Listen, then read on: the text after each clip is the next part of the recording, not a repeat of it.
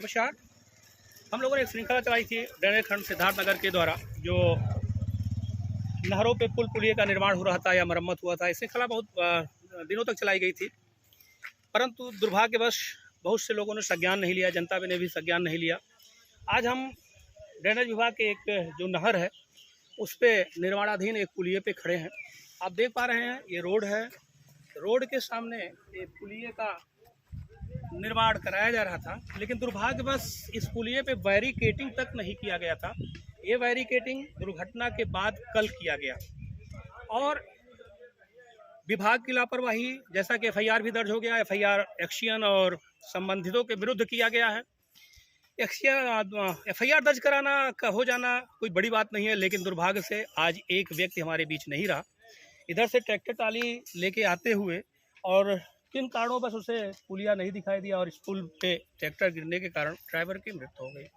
हम सबसे पहले आपको दिखाना चाहेंगे ये नवनिर्मित जो विगत जैसा कि निर्माण हो जाना चाहिए था, और निर्माण के साथ सबसे बड़ी बात एक बैरिकेटिंग होनी चाहिए थी और बाईपास होना चाहिए था, जिससे लोगों को आने जाने की सुविधा हो। कुछ दिन पहले उधर बैरिकेटिंग बनाया भी गया था, लेकिन उसे काट दिया गया।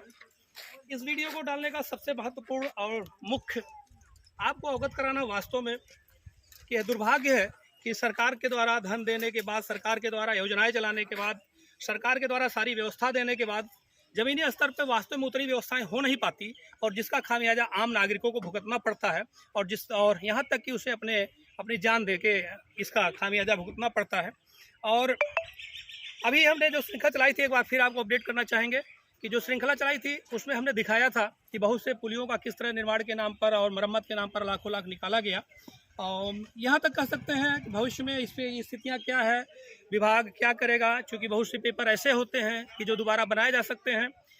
सूचना मांगने पर विभाग सीधे कहता है कि यह बृहद है, यह सूचनाएँ नहीं दी जा सकती, और जान के सूचनाएँ रोकी जाती है जो कि आम जनता तक पहुँचे न। लेकिन जिसका परिणाम यही होता है कि ऐसी घटनाएँ होती हैं, कोई व्यक्ति अपना जान गंवा देता है। जागरूकता जनता की सबसे महत्वपूर्ण, और कहें अगर किसी भ्रष्टाचार अथवा सुधार के लिए अगर सबसे आवश्यक है तो है जागरूक होना। अगर जनता जागरूक होती शायद यह पुल निर्माण हो चुका होता, और अगर निर्माणाधीन था तो इसकी बैरिकेटिंग सारी व्यवस्थाएं कर दी गई होती। परंतु आज एक व्यक्ति चला गया जो हमारे बीच नहीं है, उसके परिवार पर क्या बीती होगी आप केवल महसूस कर सकते हैं। उस समय बहुत से लोगों ने विरोध भी जताया था कि इस वीडियो को डालने का, लेकिन उसका परिणाम आपके समक्ष है। मैं दिखाना चाहूँगा, आप एक बार इस देखो किस तरह इस रोड के जहाँ रोड खत्म हो जा रही है, जस्ट इतनी बड़ी खाई खनी गई थी, और उसके साथ कोई बैरिकेटिंग, कोई सुरक्षा की पुख्ता व्यवस्था नहीं की गई। और इसी का एक परिणाम आपके सामने है। आज पुनः मुझे कैमरा उठाना पड़ा यह बताने के लिए कि इन दुर्व्यवस्थाओं की जिम्मेदारी तय किसकी होगी। क्या वास्तव में वो व्यक्ति आज एफआईआर कर देने से वापस हो जाएगा? क्या वह व्यक्ति, उसके परिवार की सारी व्यवस्था एक एफआईआर कर देने से हो जाएगा? शायद बिल्कुल नहीं। व्यक्ति को वापस नहीं किया सकता। जांच होगी, जांचें होती रहे, सज़ा मिलेगी नहीं मिलेगी, यह कानून का अपना कार्य है।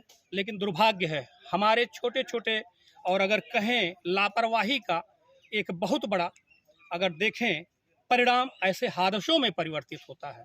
आज निश्चित ही आपको जागरूक होने की आवश्यकता है, और यह प्रश्न उठाने की आवश्यकता आखिर किन परिस्थितियों में इस पुल का अभी तक निर्माण नहीं हो पाया, और अगर यह निर्मित था तो बैरिकेटिंग आदि की व्यवस्था क्यों नहीं की गई, और जिसका परिणाम आज एक परिवार को अपनी जान दे के गंवानी पड़ी।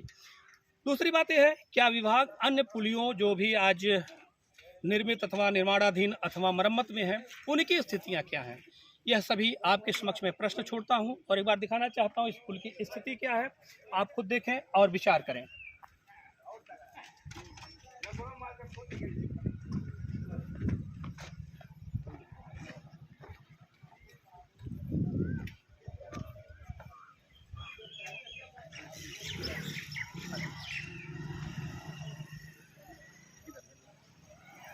मैं सामने भी दिखाना चाहूँगा, अभी सितंबर में सिद्धार्थनगर के बाणगंगा और जमींदारी नहर के संदर्भ में पुलियों के मरम्मत के नाम पर 7 करोड़ 49 लाख लगभग 83,000 रुपये की स्वीकृति प्रदान की गई थी, जिसमें सितंबर 2021 में 3 करोड़ से अधिक रुपये अवमुक्त भी किया गया। सामने भी पुलिया आपको दिखाई दे रही है, जैसे हमने सीरीज चलाए इसकी पूरी सीरीज चलाई गई थी।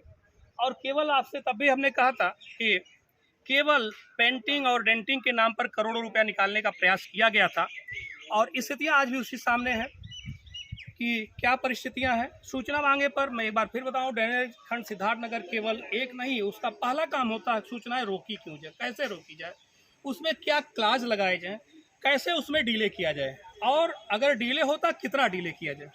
दुर्भाग्य है, सूचनाएं आपकी है, यह जानकारी आपको हासिल होना चाहिए।